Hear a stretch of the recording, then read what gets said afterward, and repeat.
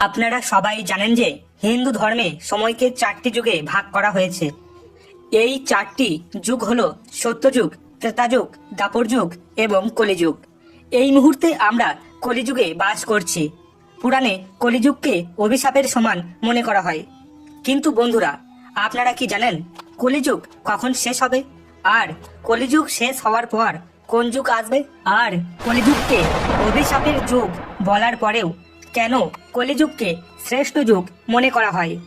বন্ধুরা, এই ভিডিওতে আপনারা এই সমস্ত প্রশ্নের উত্তর পাবেন এবং সত্যযুগের কি বৈশিষ্ট্য ছিল তাও জানতে পারবেন এবং এই যুগের মানুষের বিশেষতা কি ছিল যা অন্য যুগের মানুষের মধ্যে নেই।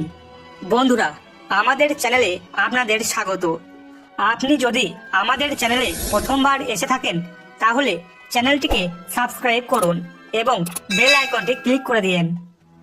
বন্ধুগণ, আমাদের পুরাণে লেখা আছে যে সত্যযুগে ধর্মের প্রাধান্য ছিল, তারপর ত্রেতাযুগ এলো এবং ত্রেতাযুগে ধর্মের সাথে সাথে অধর্মের প্রচলন শুরু হলো। পৃথিবীতে দ্বাপর যুগের আবির্ভাবের পর অধর্ম আরো বেড়ে যায়। এর ফলে পাপ পৃথিবীতে নিজের একটি বিশেষ স্থান তৈরি করে নেয়। এবং যদি আজকের সময়ের কথা বলি তাহলে পৃথিবীতে ধর্মের চেয়ে পাপ অনেক গুণ বেড়ে গেছে। এছাড়া এটাও বলা হয়েছে যে আগামীতে কলিযুগ আরো ভয়ঙ্কর হয়ে উঠবে এবং কলিযুগে যেটুকু ধর্ম অবশিষ্ট থাকবে তাও ধীরে ধীরে নষ্ট হয়ে যাবে এবং এমন একটি সময় আসবে যখন ধর্মকে সরিয়ে অধর্ম তার নিজের জায়গা করে নেবে। বন্ধুরা, এবার জানা যাক পুরাণে কলিযুগকে নিয়ে কি ভবিষ্যৎবাণী করা হয়েছে। জ্যোতিষ শাস্ত্রের সূর্য সিদ্ধান্ত গ্রন্থের ভিতরে কলিযুগের বয়স বলা হয়েছে 4,32,000 বছর, যেখানে 50,123 বছরের এত অল্প সময়ের মধ্যে আমরা অনুভব করতে শুরু করেছি যে পাপ তার চরম সীমায় পৌঁছে গেছে। তাহলে যখন কঠিন কলিযুগ আসবে তখন তার অবস্থা কেমন হবে? যখন কলিযুগ তার চরম সীমায় পৌঁছে যাবে তখন তার অবস্থা ভয়ানক হয়ে উঠবে। কলিযুগের যে ভয়ঙ্কর দৃশ্যের কথা ভাবতেই আমাদের দেহের আত্মা কেঁপে উঠবে। যখন ঘোর কলিযুগের সময় আসবে তখন পৃথিবীতে প্রচুর পরিমাণে বৃষ্টি হবে। তখন পৃথিবীর গাছপালা, জীবজন্তু, ফসল এবং প্রাণী সহ সবকিছু নষ্ট হয়ে যাবে। মানুষ নিজের খিদে মেটানোর জন্য একে অপরের মাংস খাওয়া শুরু করে দেবে। পৃথিবীতে অর্থের গুরুত্ব অনেকটাই বেড়ে যাবে। মানুষের মধ্যে দয়া, মায়া, মমতা সম্পূর্ণভাবে শেষ হয়ে যাবে। পারিবারিক সম্পর্কের কথা বললে সেগুলি শুধুমাত্র নামমাত্রই থেকে যাবে। সন্তানেরা মা বাবার গায়ে হাত তুলতে শুরু করবে। বেদের ভুল ব্যাখ্যা করা হবে, বেদের অপব্যবহার করা হবে। পৃথিবীতে মানুষ না খেতে পেয়ে অনাহারে মারা যাবে। চারিদিকে ভয়ঙ্কর রোগ ছড়িয়ে পড়বে এবং তাপের পরিমাণ চরম সীমায় পৌঁছে যাবে। অত্যাধিক অকাল বৃষ্টির জন্য আমাদের পৃথিবী ধীরে ধীরে ধ্বংস হয়ে যাবে। মহাভারত অনুসারে কলিযুগের শেষে ভয়ঙ্কর প্রলয়ের কথা বলা হয়েছে।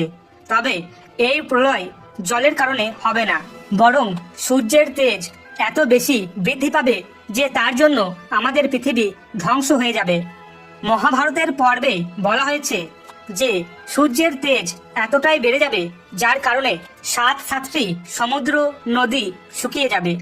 তারপর একটি ভয়ানক আগুন দেখা দেবে যার নাম দেওয়া হয়েছে সম্বর্ধন। আর এই সম্বর্ধন পৃথিবীকে সম্পূর্ণরূপে ধ্বংস করে দেবে।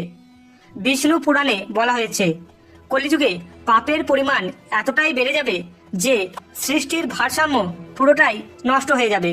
12 বছর বয়সে নারীরা প্রেগনেন্ট হবে এবং মানুষের গড় বয়স হবে মাত্র 20 বছর। একবার পরাশর মুনিকে দেবতারা জিজ্ঞাসা করেন যে 5টা যুগের মধ্যে কোন যুগ শ্রেষ্ঠ। তখন তিনি ব্যাসজির বাণী উল্লেখ করে বলেন যে কলিযুগই সর্বশ্রেষ্ঠ।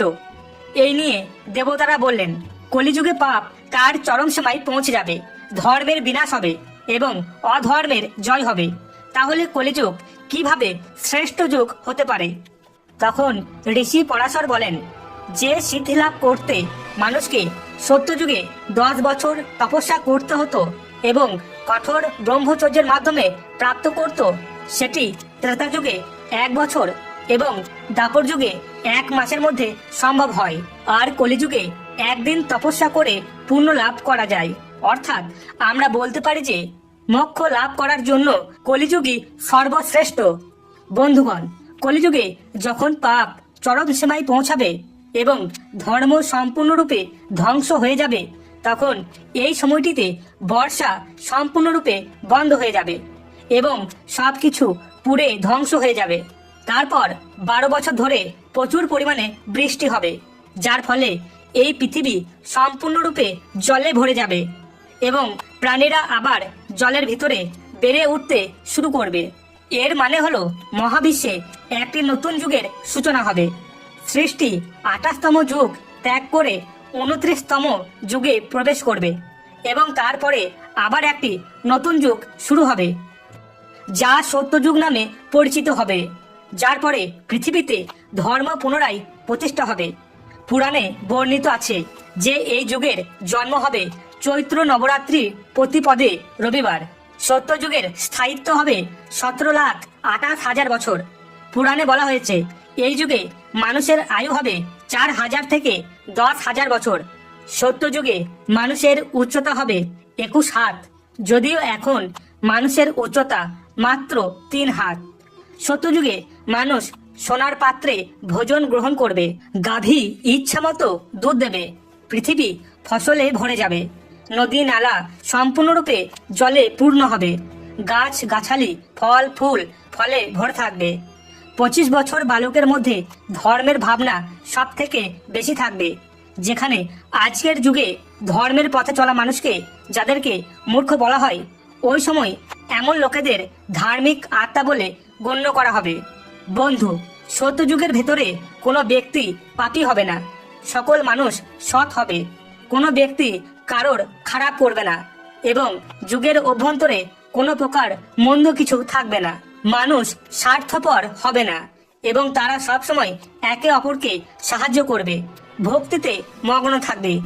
এরকম অনেক মানুষ পরম জ্ঞানের প্রাপ্তি করবে। বহু মানুষ তার তপস্যা ক্ষমতার দ্বারা স্বয়ং ভগবানের সঙ্গে কথা বলতে পারবে এবং সত্যযুগের প্রতিটি মানুষ তার দেহের ওপর সম্পূর্ণ নিয়ন্ত্রণ রাখতে পারবে। সত্যযুগে সৃষ্টির স্বর্ণযুগ বলে জানা যাবে। সত্যযুগের স্ত্রীরা চরিত্রবান হবে।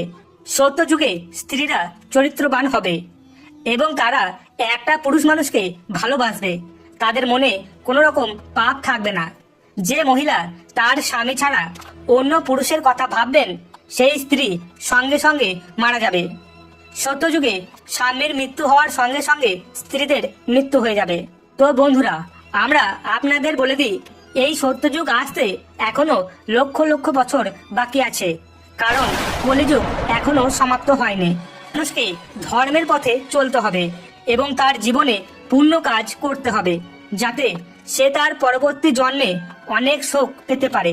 বন্ধুরা, ত্রেতা যুগে ভগবান বিষ্ণুর ভক্তি সর্বোত্তম ছিল বলে বিবেচিত হয়। বন্ধুরা, কলিযুগের ভিতরে মানুষের আয়ু অনেক কম, এই জন্য জপ তপ ভগবদ গীতা শ্রবণ করে মুক্তি প্রাপ্ত করা যাবে। বন্ধুরা, এই কলিযুগে মানুষের মুক্তি পাওয়ার পথ হলো ভগবান শ্রীকৃষ্ণের হরে কৃষ্ণ নাম। আপনারা নিশ্চয়ই আজকের বিষয়বস্তু বুঝতে পেরেছেন। যদি ভিডিওটি ভালো লাগে তাহলে কমেন্টে জয় শ্রীকৃষ্ণ অবশ্যই লিখবেন।